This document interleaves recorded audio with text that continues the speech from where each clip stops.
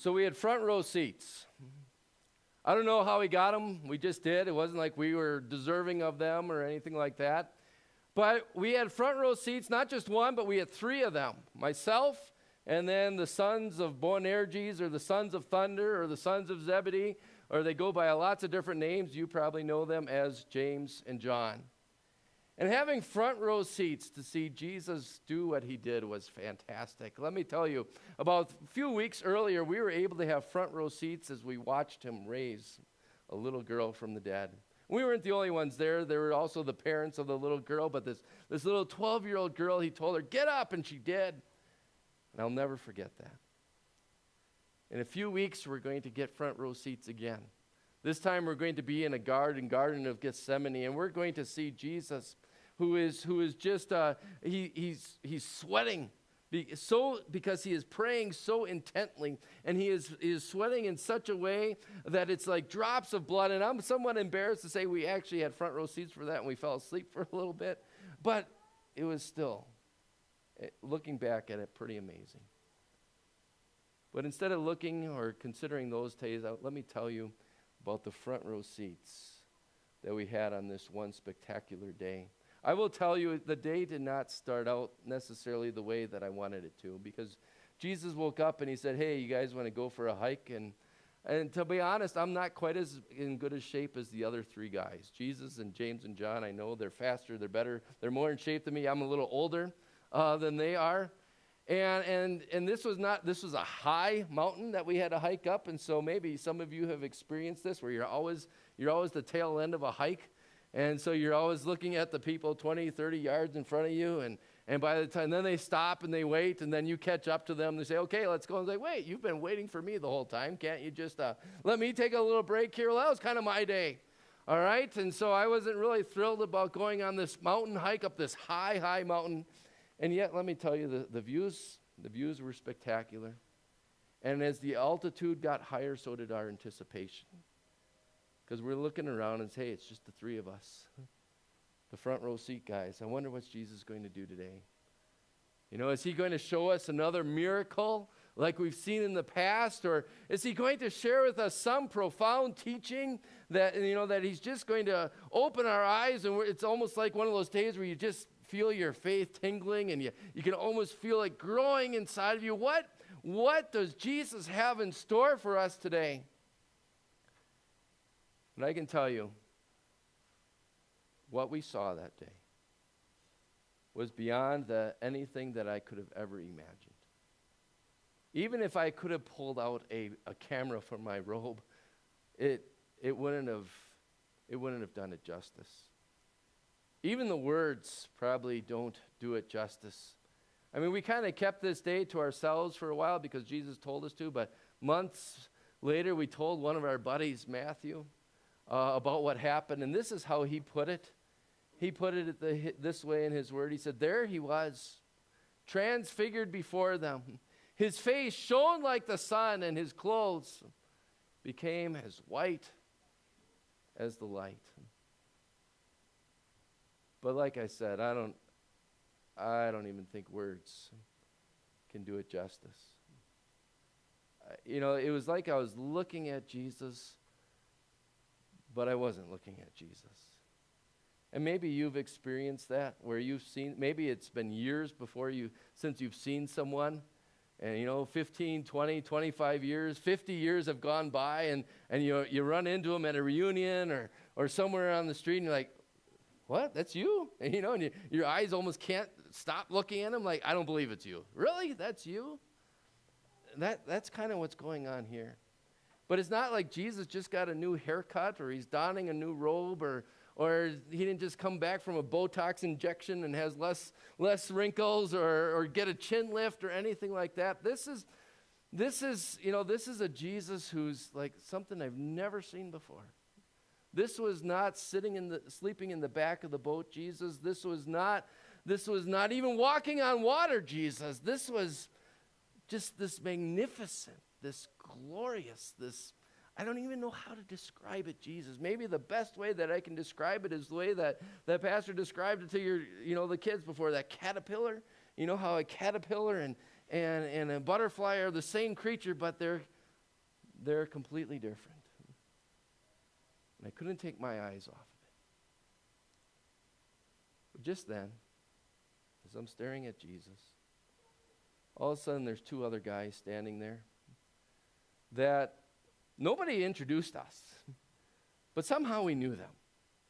And I'll tell you, that's a little bit what heaven's like. You aren't going to need name tags in heaven because you're just going to know people. That's part of the joy. All right? But there they are. These are the goats. These are the greatest of all leaders, greatest of all time leaders, Moses. You maybe remember Moses. He's the guy who led our ancestors out of slavery in Egypt through that path of dry ground in the Red Sea. He's also the guy that got to see God on the Mount Sinai. And when he came down, the people were like, whoa, just put a veil over it, Moses. He was glowing so much. We couldn't even look at him. Now eventually that glow went away. But it's not just Moses there. There's also the prophet of prophets, Elijah. Elijah was one of two guys in the Old Testament that escaped death. He never physically died. As he was just whisked away by those chariots of fire as he was walking along with his protege Elisha, not to be confused with Elijah. I know that often gets confusing. But there he is. And now both of these guys are just standing there in front of us. And I'm kind of dumbfounded. If I would have been thinking, I probably would have said to John, hey, are we in heaven? Is this heaven? And we're just kind of starstruck. Standing there with mouths wide open, eyes, just wide-eyed, can't even blink. And as I start to come to my senses a little bit, at least I'm looking what I'm seeing, and I don't know, maybe this has ever happened to you. If you've met someone famous, you just start babbling like an idiot. That's kind of what I did. I'm like, well, I'm a little awkward silence here. That's kind of my reputation. I don't like awkward silences, so I just start talking without thinking. And I say, oh, Jesus, I got a great idea.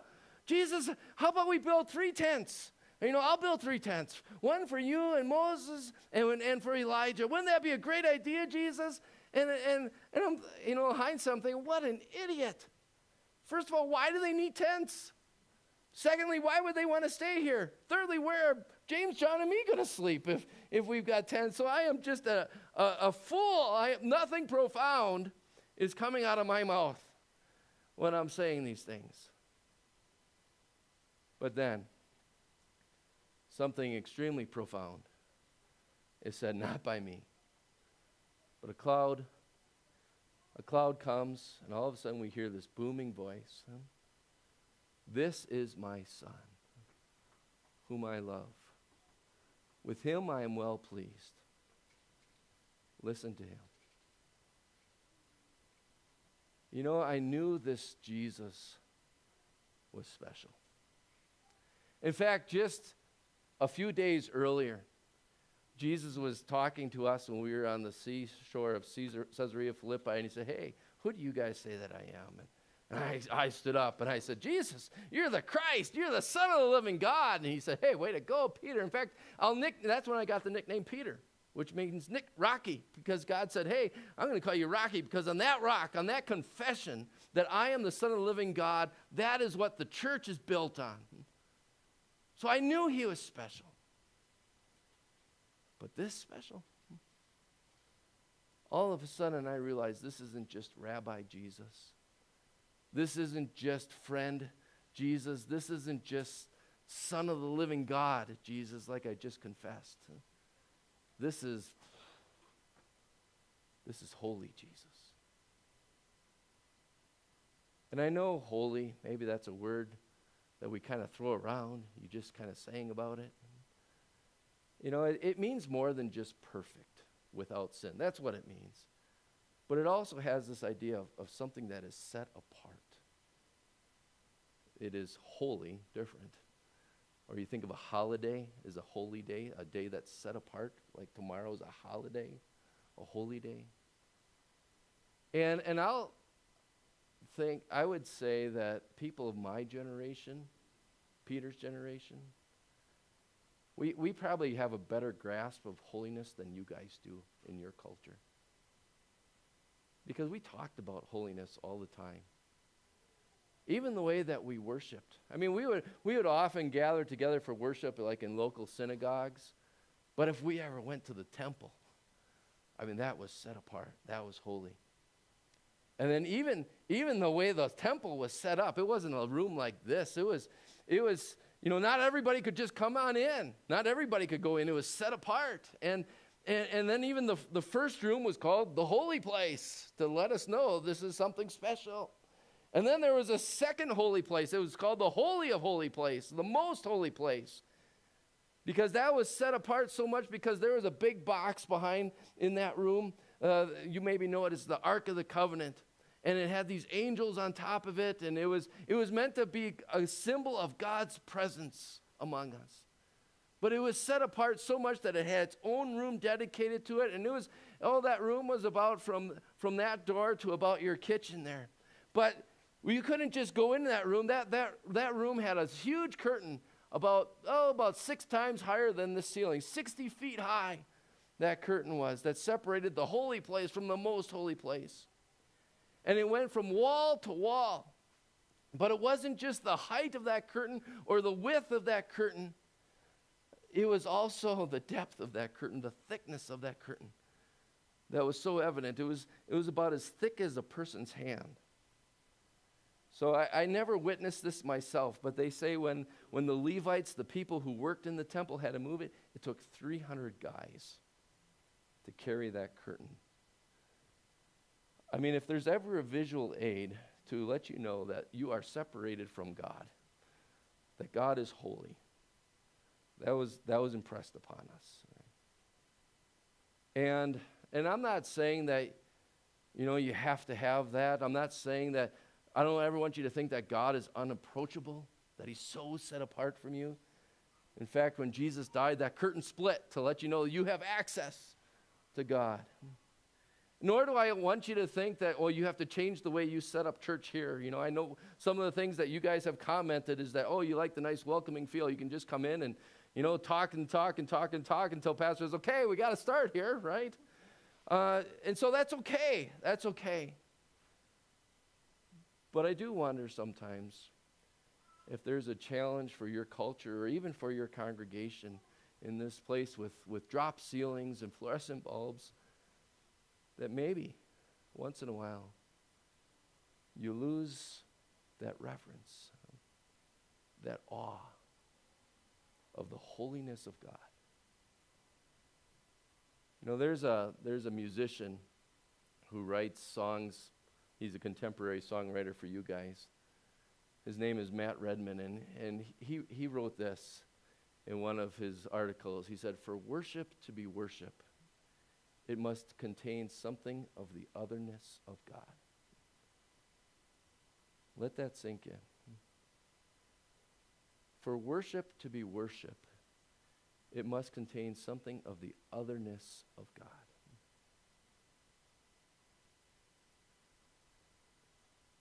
When we consider the otherness, the holiness, the awesomeness of God, that really spurs 2 reactions inside of us, doesn't it?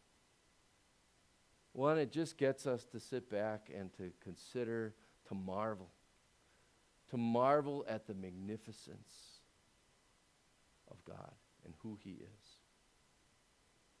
That's one reaction. A second reaction, though, is the flip side of that same coin. When I consider the awesomeness or the magnificence of God, that also means I consider the unmagnificence of me. That I'm not him. That he's holy. The otherness of God. And when we come to grips with that I'm not like God, God's not like me, what does that usually cause? Well, you think of Adam and Eve way back in the Garden of Eden. When they lost their holiness and the holy God paid them a visit, what did they do? They hid. They hid behind the trees. And that's what we wanted to do. on that mountaintop, except there weren't any trees around. It was just rocky. So what did? We hit the dirt. We hit the dirt, trying to hide from God's holiness. But it's there. It's there when we were in the dirt that we fell face down, terrified that something else happened too. You see, we didn't stay in that dirt. I'm not in that dirt today. And you say, yeah, because you're in heaven, right? You're enjoying what Vicar talked about last week about seeing God, right? Yeah, but I didn't stay in that dirt that day either. You know why? Because when we were there, trembling in the dirt, eating the dust, all of a sudden, we felt this little tap on our shoulders. And we heard someone say, get up. Don't be afraid. And it's then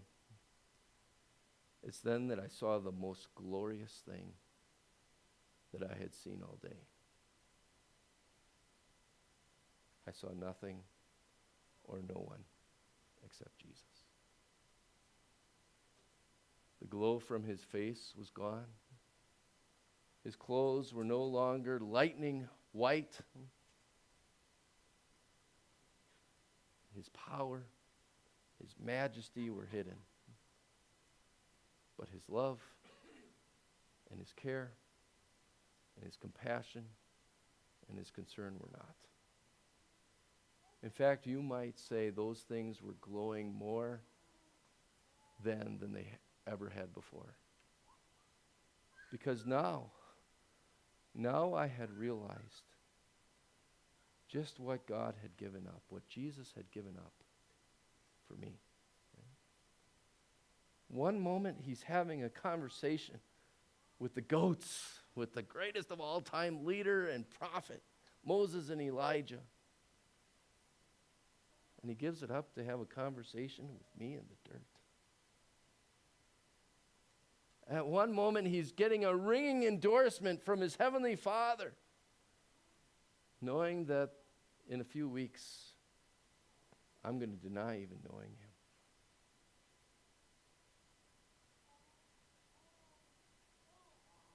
Earlier that day, he walks up a high mountain with me, so that in a few weeks, he can climb up another mountain for me, where he would go to a cross.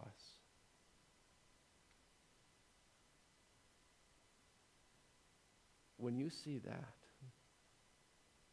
you see him do that for you, there is nothing more glorious.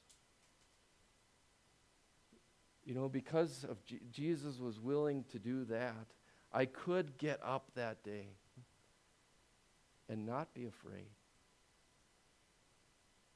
knowing that there was nothing more that would separate me from God. And that's my prayer for you, friends, that you might find yourself in a different situation every day of your life or from week to week that you gather here. Some days you might feel like you are on top of that mountain. You have just conquered the world or something in your life, right? The next day you might feel like you're in the dirt. One day you might be feeling like you've got a big mountain ahead of you that you have to climb and you're huffing and you're puffing. And the next day you might feel like you're just rolling downhill.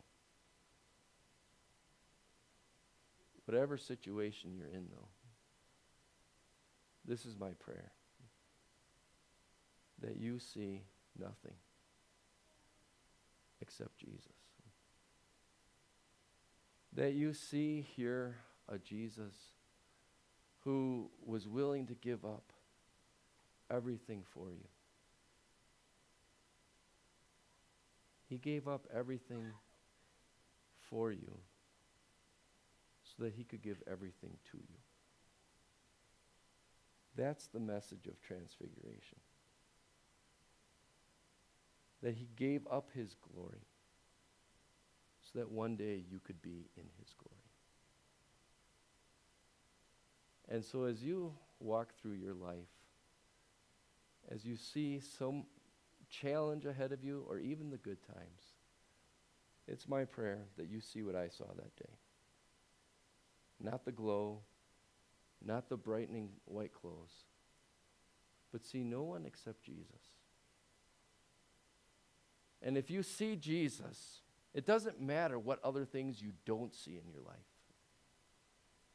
Because when you see Jesus, there's really nothing more to